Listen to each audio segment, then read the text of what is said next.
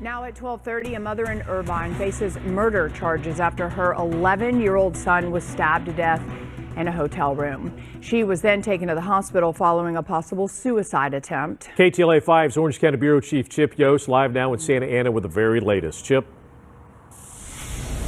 Yeah, hello there, Glenn and Lou. Last we checked with police, that mother was still in the hospital this morning. Meanwhile, a little memorial has been set up here outside the hotel for her 11-year-old son. People started showing up here yesterday, putting this memorial together for her 11-year-old son after hearing the news of what happened here at this La Quinta Inn near the 55 freeway and Dyer Road around 9:30 yesterday morning.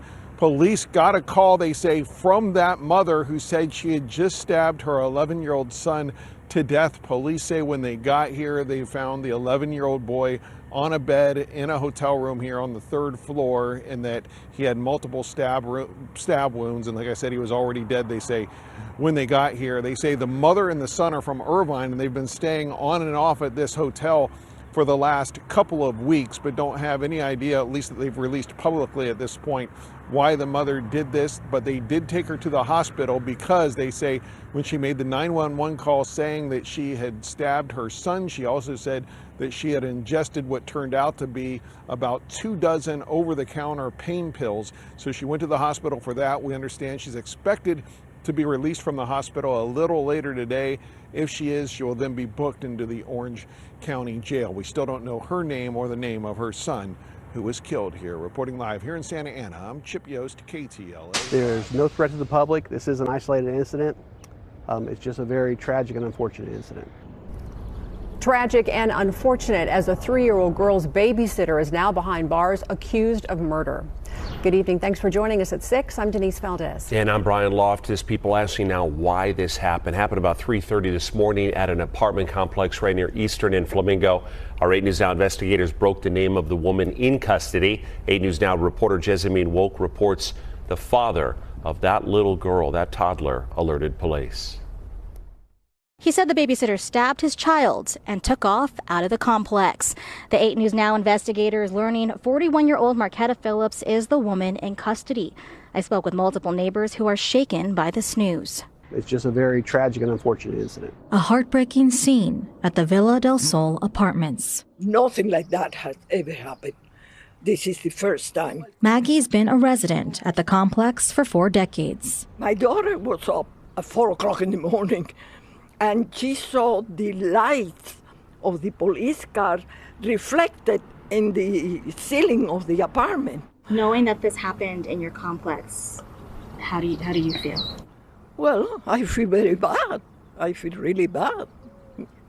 There's nothing else you can do but feel awful. Another resident, MJ De Los Santos, has only lived in the complex for a year with his wife and 2 young children. He was surprised to learn the news, sharing that the complex is typically safe and quiet. I have a 3-year-old and 1-year-old. I see a lot of kids here. They're playing around, and there's nothing happened to them. So I see them every day. They're having fun.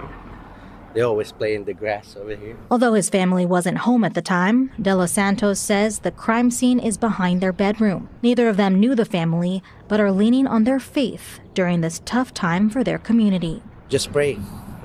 God will provide all the answers. It's a terrible thing.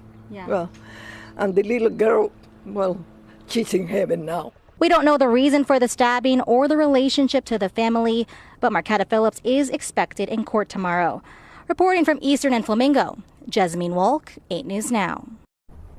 Now, the coroner will release the name of that little 3-year-old toddler, and 8 News Now plans to be there in court tomorrow. Bizarre story out of Houston. 3 teen girls are now in jail, accused of trying to kill their mom, all because she turned off their home Wi-Fi. Investigators say the sisters grabbed kitchen knives and chased their mom through the house and into the street. Authorities say one of the girls hit the mom with a brick. The grandmother stepped in and was knocked down while trying to stop it. Amazingly, no one was seriously hurt. The girls, who were 14, 15, and 16 years old, were charged with aggravated assault, with a An deadly update on a weapon. disturbing story in Montgomery County. A man is facing murder charges after police say he admitted to killing his 87-year-old grandmother. Spencer Dylan Hamilton turned himself in yesterday. Investigators say he hid in his grandmother's bedroom closet before attacking her.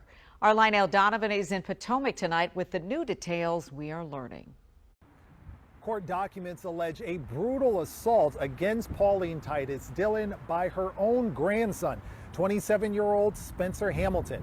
Now, just as a word of warning, some of the details in this case may be disturbing for some of our viewers. Potomac residents near Tribunal Lane are still in shock after learning one of their neighbors was killed Sunday. This neighborhood is the last place you would expect for something like this to happen. Court documents say 27-year-old Spencer Hamilton turned himself in to Rockville City Police Sunday morning, claiming he killed his grandmother, 87-year-old Pauline Titus Dillon. When Montgomery County police officers went to Titus Dillon's home, they found her, dead in her home. Hamilton allegedly told investigators he waited in his grandmother's closet earlier that day. Then at around 4:30 a.m., when his grandmother left a bathroom, he sprang out, repeatedly stabbing and punching his grandmother in the back and head, and then strangled her with his bare hands. After that, the court documents say Hamilton tried to clean up the scene and fled, taking her credit card, cell phone, and laptop. Pastor Titus Young described Titus Dillon as a friendly woman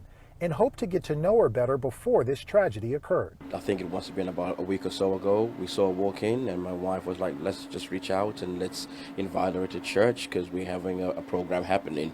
But we couldn't get her, and yesterday when we saw the police and everything else, we were just fearing the worst. Pastor Young says he's been living in this community for more than 5 years. While he still says he feels safe living here, Sunday's homicide has left his family shaken. We're just praying for the neighborhood.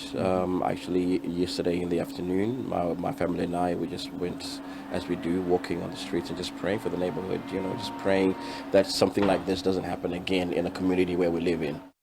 Hamilton is still in custody, and before bail was even considered today, the court ordered an evaluation for Spencer's mental state before moving forward. He'll be back in court April 7th. From downtown Rockville, Lionel Donovan, WUSA. Breaking news at 11 o'clock tonight, a family shot in Pembroke Park.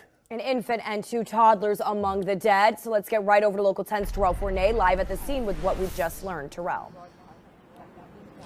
Yeah, a really disturbing and unfortunate situation playing out here in the town of Pembroke Park tonight. And it all has to do with this apartment building that you see behind me that now has the attention of a number of deputies from the Broward Sheriff's Office. They have taken over this investigation from the Pembroke Park Police Department. Let's get to this video because just a short time ago, the grandmother of those deceased children showed up to the scene really crying and yelling, "That's my daughter. That's my daughter." She's talking about the children's mother, the deceased children's mother, who was also shot dead here at this apartment building. All of this playing out just after 7:30 tonight in the 3100 block of West Hallandale Beach Boulevard.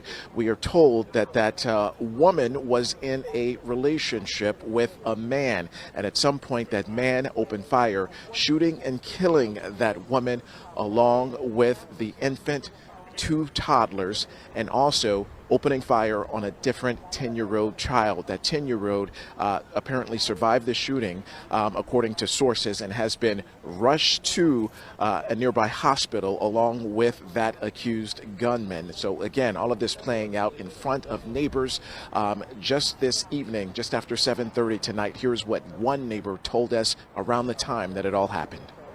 I just get like 8 shots coming from the 4th floor. So I came outside, and I saw the police, and one of my neighbors just told me that a man trying to kill all his family, like 3 kids and his wife, and then trying to kill himself. He shot himself, but I don't know if he survived.